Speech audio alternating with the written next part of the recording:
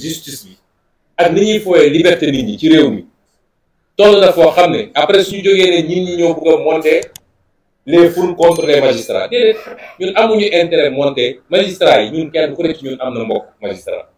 kenn ku ne ñun am na frère wala cousin wala ku la jege koo xam ne magistrat la kon amuñu benn intérêt monter leen contre qui que ce soit waaye actes yi ñuy posé am nañu sañ-sañu apprécier ko ndax ñun ñëpp dañoo jàng droit ñun ñëpp li ci ëpp ci ñun fac droit lañu génn nu mu tuuti am nañu déyaa ci droit duñu praticien nag te dañoo yor suñuy avocat di jëflanteeg ñoom am ay xaritu magistrat di waxtaan ak ñoom lu fi waay def te jaaduwul yow soo toogee wéet ak sa bopp xam nga ni jaaduwul juge bi ñu jox dossier Pape Alé Niang avocat yi dañ ma ne gis nga am na juge yoo xam ne bu ñu leen ko joxoon jour boobu Pape Alé Niang day ñibbi këram kuñ fi bëgg a def yóbbu instruction juge boobu lañ koy jox kuñ fi bëgg a yóbbu instruction ñaar ba ñetti juge lañ koy jox def leen pression ne yóbbul instruction ba pare invoqué ay articles yoo xam ne diffusion de fausses nouvelles ak yu mel noonu nga xam ne obligatoirement mandat de dépôt te Pape Alé lay su dee loolu la ñu wax lañ ko toppee man maa ko njëkk wax conférence de presse si sax jël si wuñ maa ko njëkk a wax man maa ko njëkk a wax te ne yor naa document yi li tax duñ ma jël si kon li xew ci réew mi na ñëpp delloo si seen xel réew mi ñoo ko bokk de ku yaakaar ni mun nga dëkk ci lor nit ñi ba pare yow toog dem tànk sa kër lekk sa ceebu jën naan sa ataaya jël père de famille yóbbu ko prison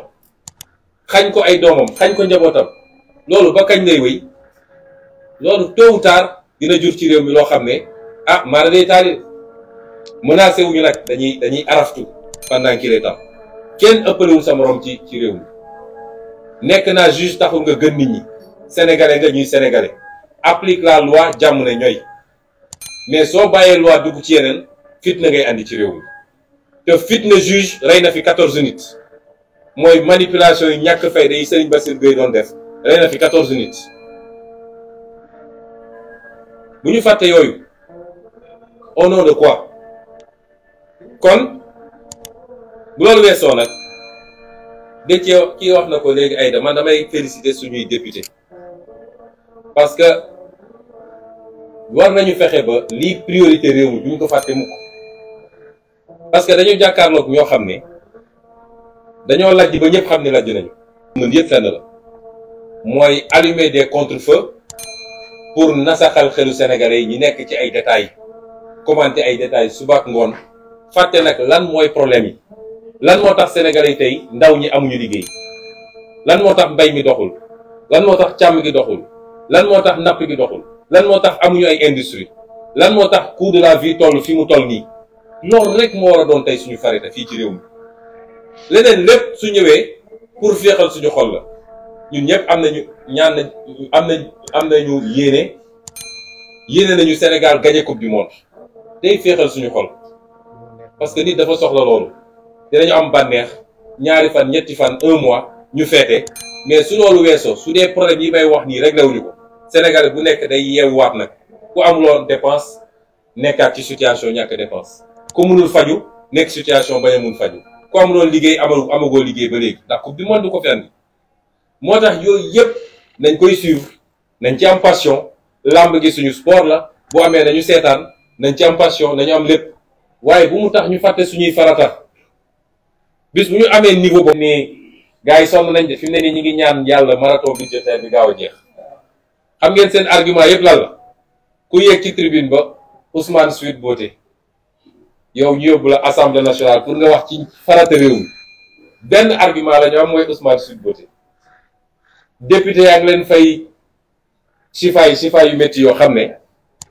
ministre bu ñëw jaaxle na te waxoon nañ leen ko ñu leen di félicité ci taxawaay bi di leen félicité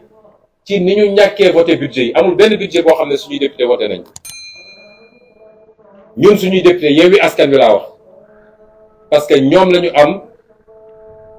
relation ak ñoom la ñu campagne ànd ak ñoom campagnal leen ñu yóbbu leen assemblée nationale te dama bëgg Sénégalais yi dafa am lu ñu waxante woon ak ñoom bi ñuy campagne ak ñoom ci taxawaay bi ñu war a am assemblée nañu xool ndax suñuy député tey am nañu taxawaay boobu wala amuñu